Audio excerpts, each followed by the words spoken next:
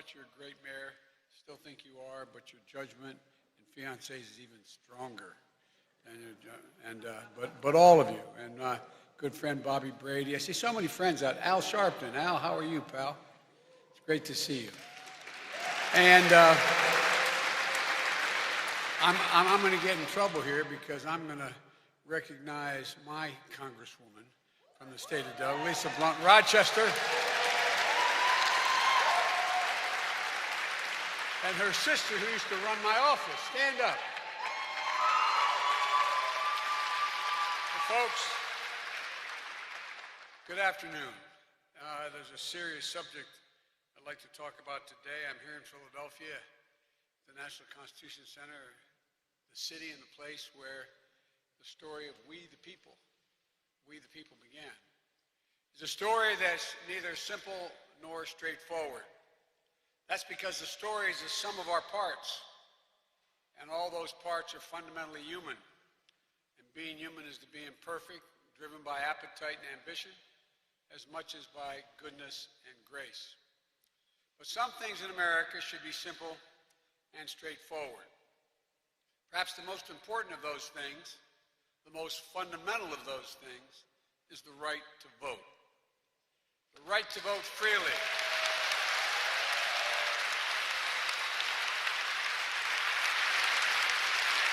The right to vote freely, the right to vote fairly, the right to have your vote counted. The democratic threshold is liberty. With it, anything's possible. Without it, nothing. And for our democracy and the work and to deliver our work and our people, it's up to all of us to protect that right. This is a test of our time, what I'm here to talk about today. Just think about the past election. A 102-year-old woman in Arkansas who voted for the first time on the very spot she once picked cotton.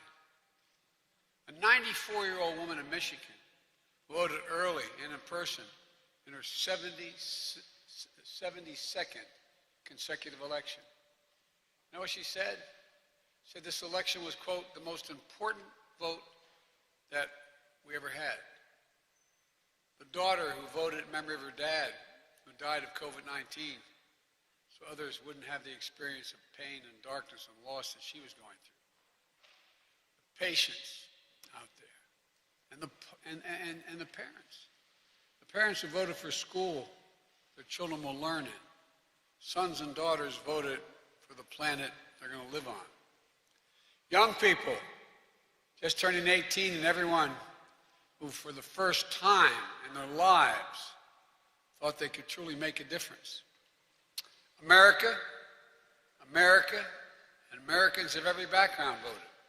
They voted for good jobs and higher wages. They voted for racial equity and justice. They voted to make health care a right, not a privilege.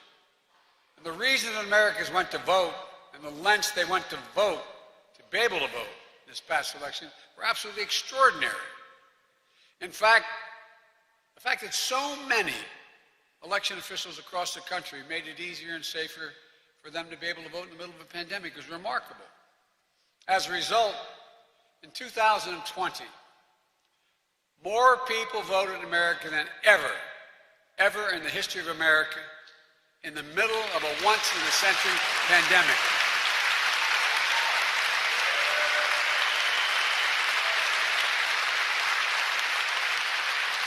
All told, more than 150 Americans of every age, of every race, of every background exercised their right to vote. They voted early. They voted absentee. They voted in person. They voted by mail. They voted by drop box. And then they got their families and friends to go out and vote. Election officials, the entire electoral system, withstood unrelenting political attacks, physical threats, intimidation, and pressure. They did so with unyielding courage and faith in our democracy. With recount after recount after recount, court case after court case, the 2020 election was the most scrutinized election ever in American history. Challenge after challenge brought to local, state, and election officials, state legislatures, state and federal courts, even to the United States Supreme Court not once but twice. More than 80 judges, including those appointed by my predecessor, heard the arguments. In every case, neither cause nor evidence was found to undermine the national achievement of administering the historic election in the face of such extraordinary challenges. Audits, recounts were conducted. In Arizona and Wisconsin, in Georgia, it was recounted 3 times. It's clear. For those who challenge the results and question the integrity of the election, no other election has ever been held under such scrutiny and such high standards. The big lie is just that, a big lie.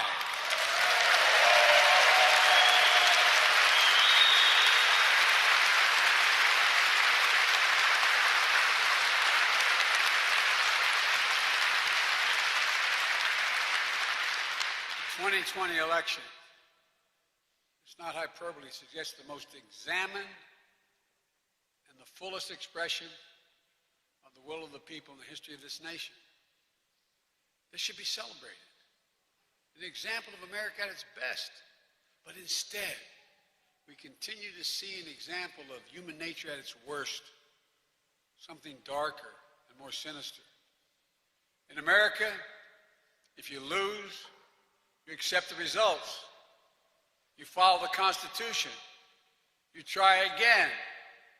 You don't call facts fake and then try to bring down the American experiment just because you're unhappy. That's not statesmanship.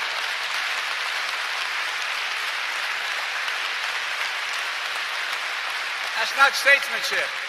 That's selfishness. That's not democracy. It's the denial of the right to vote.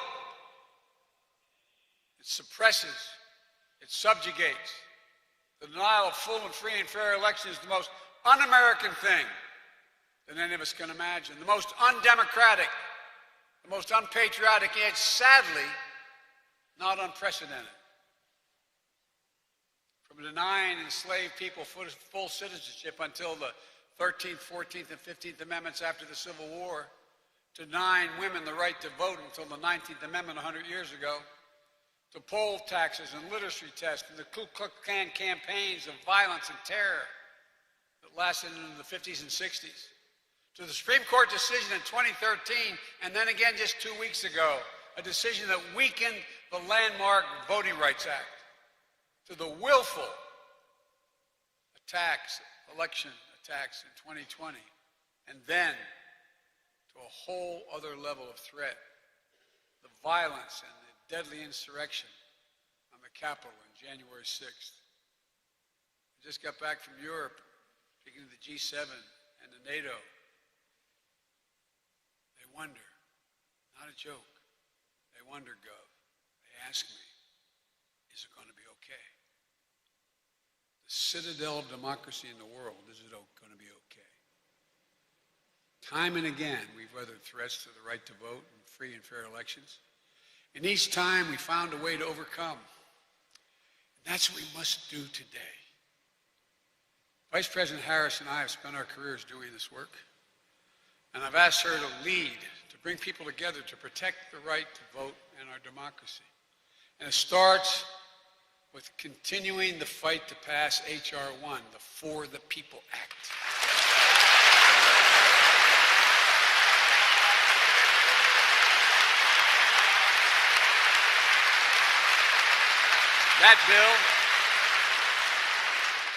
That bill would help end voter suppression in the states, get dark money out of politics, give voice to the people at the grassroots level, create a fair district maps, and end partisan political gerrymandering. Last month, Republicans opposed even debating, even considering For the People's Act. Senate Democrats stood united to protect our democracy and the sanctity of the vote. We must pass the For the People Act. It's a national imperative. We must also fight for the John Lewis Voting Rights Advancement Act to restore and expand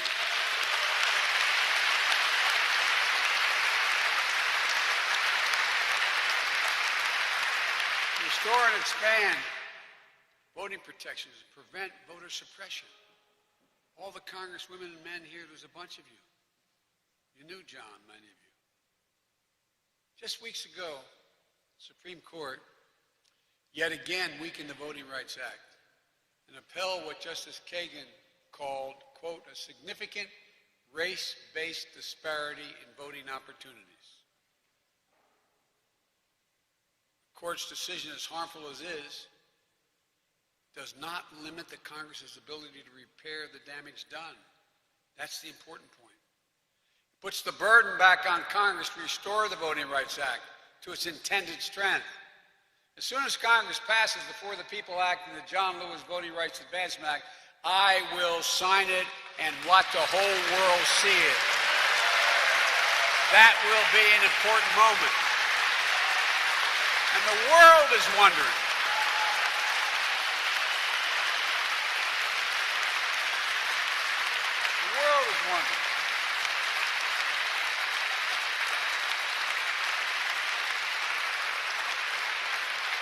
and Dwight knows what I'm talking about, for real. You know, the world is wondering, what is America going to do? But we also have to be clear-eyed about the obstruction we face. Legislation is one tool, but not the only tool. And it's not the only measure of our obligation to defend democracy today. For example, Attorney General Merrick Garland announced that the United States Department of Justice is going to be using its authorities to challenge the onslaught of state laws undermining voting rights in old and new ways. The focus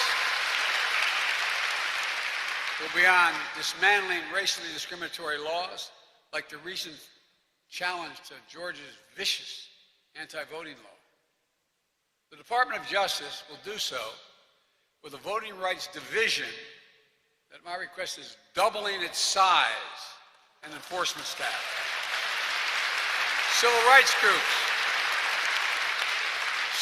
groups and other organizations have announced their plans to stay vigilant and challenge these odious laws in the courts. In Texas, for example, Republican-led state legislature wants to allow partisan poll watchers to intimidate voters and imperil and impartial poll workers.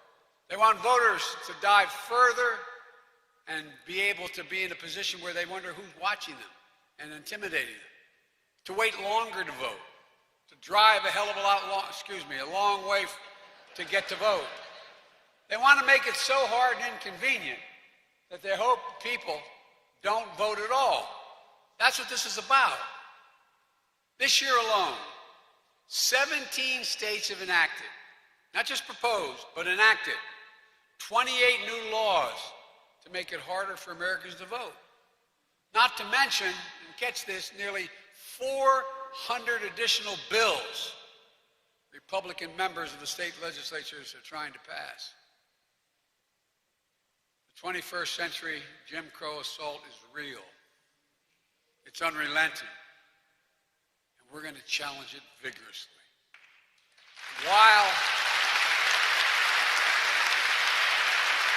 While this broad assault against voting rights is not unprecedented, it's taking on a new and literally pernicious forms. It's no longer just about who gets to vote or making it easier for eligible voters to vote. It's about who gets to count the vote. Who gets to count whether or not your vote counted at all. It's about moving from independent election administrators who work for the people to polarized state legislatures and partisan actors who work for political parties. To me, this is simple. This is election subversion. It's the most dangerous threat to voting and the integrity of free and fair elections in our history. Never before have they decided who gets to count. Count. What votes count. Some state legislators want to make it harder for you to vote. And if you vote, they want to be able to tell you your vote doesn't count. any reason they make up. They want the ability to reject the final count and ignore the will of the people if their preferred candidate loses. And they're trying, not only targeting people of color, they're targeting voters of all races and backgrounds. Just with a simple target. Who did not vote for them? That's the target. It's unconscionable. I mean, really, it's hard to declare just how critical this is. It's simply unconscionable. We've got to shore up our election system and address the threats to election subversion, not just from abroad, which I spent time with Putin talking about, but from home. From home. We must ask those who represent us at the federal, state, and local levels, will you deny the will of the people? Will you ignore their voices? We have to ask, are you on the side of truth or lies, fact or fiction, justice or injustice, democracy or autocracy? That's what it's coming down to. Which brings me perhaps the most important thing we have to do. We have to forge a coalition of Americans of every background and political party. The advocates, the students, the faith leaders, the labor leaders, the business executives, and raise the urgency of this moment. Because as much as people know they're screwing around with the election process, I don't think that most people think this is about who gets to count what vote counts. Literally, not figuratively. You vote for certain electors to vote for somebody for president. State legislature comes along under their proposal, and they say, no, we don't like those electors. We're going to appoint other electors. We're going to vote for the other guy or other woman. Because here's the deal. In 2020, democracy was put to a test. First by the pandemic, then by a desperate attempt to deny the reality and the results of the election, and then by violent and deadly insurrection on the Capitol, the citadel of our democracy. I've been around a long time in public life. I thought I've seen it all, or most of it all. But I never thought I'd see that for real. And in spite of what you see on television, and you saw it, you have senators saying it was just a day at the Capitol. Just people visiting the Capitol. Folks, but we met the test. Because of the extraordinary courage of elected officials, many of them Republicans, our court system, and those brave Capitol police officers, because of them, democracy held. Look how close it came. I mean, for real, how close it came. We're going to face another test in 2022, a new wave of unprecedented voter suppression and raw and sustained election subversion. We have to prepare now. As I've said time and again, no matter what, you can never stop the American people from voting. They will decide. And the power must always be with the people. That's why, just like we did in 2020, we have to prepare for 2022. We'll engage in an all-out effort to educate voters about the changing laws, register them to vote, and then get the vote out. We'll encourage people to run for office themselves at every level. We'll be asking my Republican friends in Congress and states and cities and counties to stand up for God's sake and help prevent this concerted effort to undermine our election and the sacred right to vote. Have you no shame? Whether it's stopping foreign interference in our elections or the spread of disinformation from within, we have to work together. Vice President Harris and I will be making it clear that there's real peril in making raw power, rather than the idea of liberty, the centerpiece of the common life. Founders understood this. The women of Seneca Falls understood this. The brave, heroic foot soldiers of the Civil Rights Movement understood this. So must we. This isn't about Democrats or Republicans. It's literally about who we are as Americans. It's that basic. It's about the kind of country we want today the kind of country we want for our children and grandchildren tomorrow. And quite frankly, the whole world is watching. Folks,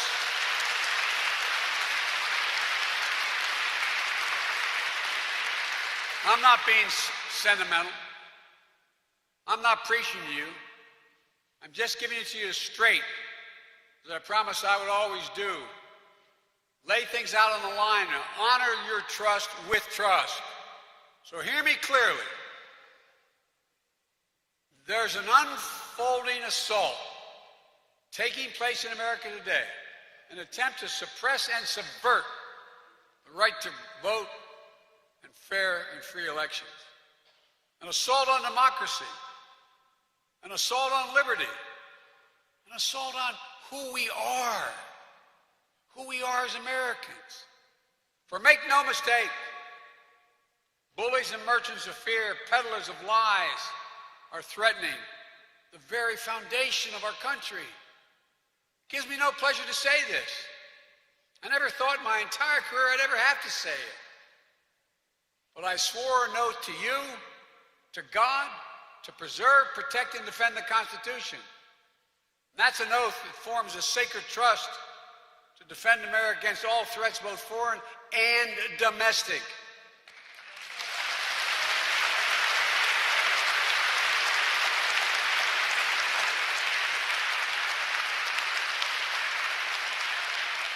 The assault on free and fair elections is just such a threat, literally.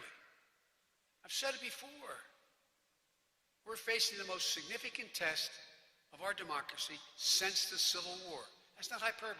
Since the Civil War. The Confederates, back then, never breached the Capitol, as insurrectionists did on January the 6th. I'm not saying this to alarm you. I'm saying this because you should be alarmed. I'm also saying this. There's good news. It doesn't have to be this way. It doesn't have to be, for real. We have the means. We just need the will.